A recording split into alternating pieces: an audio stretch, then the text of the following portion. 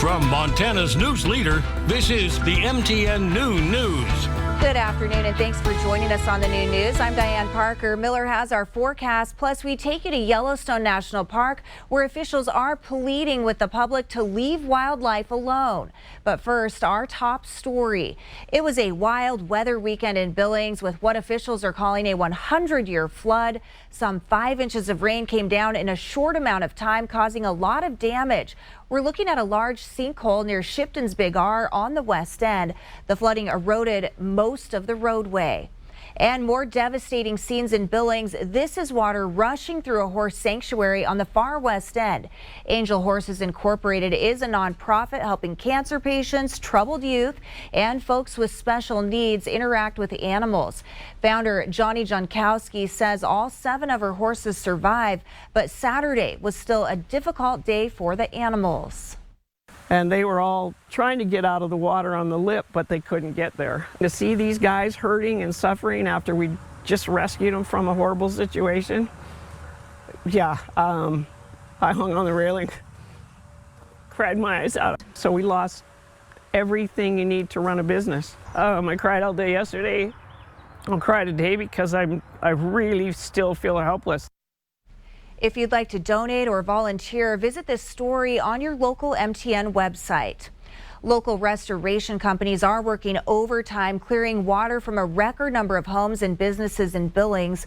Owners tell us they're receiving more than double the call volume from last year's flooding in Red Lodge. Crews are working 15-hour shifts to keep up with demand, with hundreds of gallons of rainfall pooling in some 70-plus homes. Calls for service started Thursday and haven't stopped. We had crews going from 9 o'clock that night until 3 or 4 in the morning, get a couple hours of sleep, come back in about 8 o'clock Friday morning, and then continue on through the day. And meanwhile, on Shiloh Road near Shields, one of the more lighthearted moments of the weekend as people pulled out their fishing rods on one of the state's busiest streets. Shiloh Road was completely submerged as the city's drainage system just couldn't keep up. The road was closed most of the day Saturday, but is now back open. Well, 1 year ago at the same time, Montana was facing 500-year floods. This noon, MTN's Haley Monaco takes us back to Fromberg, where many are still cleaning up. Last June, this feedlot was literally underwater. The water was flowing higher than my head, and the catastrophic floodwaters turned the lives of many farmers and ranchers upside down, including Danny Dorval's. Last year, half of Fromberg was consumed by water. It was just crazy what that water did. Hopefully once in a lifetime deal. I don't want to go through it again. When the Clarks Fork of the Yellowstone River rose to unprecedented levels, it swallowed properties and ripped fences, bridges, and even homes into its ferocious waters. To see all the damage could happen in a series of 24 hours, I mean, it was unbelievable. Danny Dorval is one of dozens of Montana farmers and ranchers left picking up the pieces, not really knowing where to turn for help and still struggling to navigate massive layers of red tape blocking them from assistance. We didn't have any luck with FEMA. We turned in the application and it was denied because it was agricultural purposes. Nearly 1 year later, you may not be able to tell just how destroyed Dorval's feedlot was, but it certainly was. And Dorval says things like repairing fences, work still being done, couldn't wait for any kind of financial assistance. The last calves were showing up as we were building fence that night, so they had a place to be. Unfortunately, I think a lot of people are getting tired of waiting, so they're just going ahead and trying to do what they can do. And just down the road from Dorval's, it's a similar story. The Stetson Ranch is also still repairing all that was lost after the river wiped out their broodmare barn, fencing, and arena. This is where all the corrals were out in here in the arena.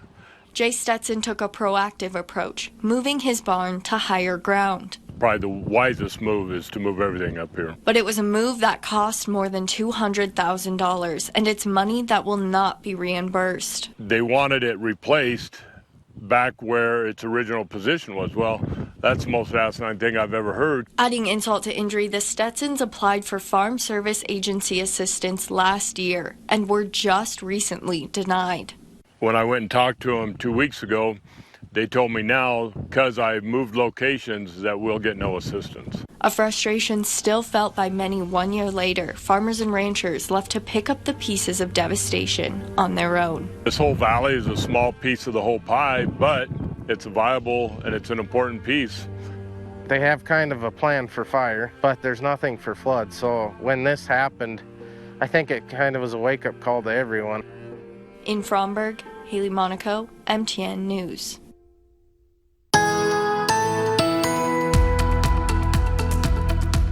We are coming off a weekend where some of us saw record amounts of rainfall, and we're not done yet. We are stuck between an area of low pressure and high pressure, and that means all this moisture is going to be coming up from the Gulf. We're going to show you that here in a second. But what are we looking at across the U.S. today? Weather headlines, parts of the southern high plains. Here we go. Slight risk of excessive rainfall through Wednesday, if not even deeper into the week.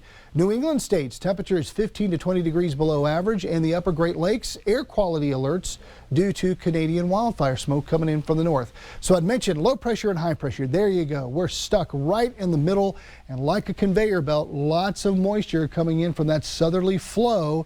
How much rain could we expect for the rest of the week? I'll let you know with the main forecast coming up here in just a bit. In Bozeman, according to the HRDC, homelessness has gone up nearly 50% in just 1 year. That had volunteers out Sunday morning at the urban encampment sites in town. It was part of HRDC's second annual street cleanup. This is a way to promote outreach and educate residents about the circumstances that lead people to live on the streets. HRDC says rising rent costs in the valley and stagnant wages are big factors. And that understanding is so valuable, having people who can speak and say, I've gone out, I've met the people who are in these urban encampments. I know, I know their names, and I've shaken their hands. And that is such a valuable thing to have in a community where you have a lot of conversations around the housing issue. And maybe some people don't have those kind of frontline experiences.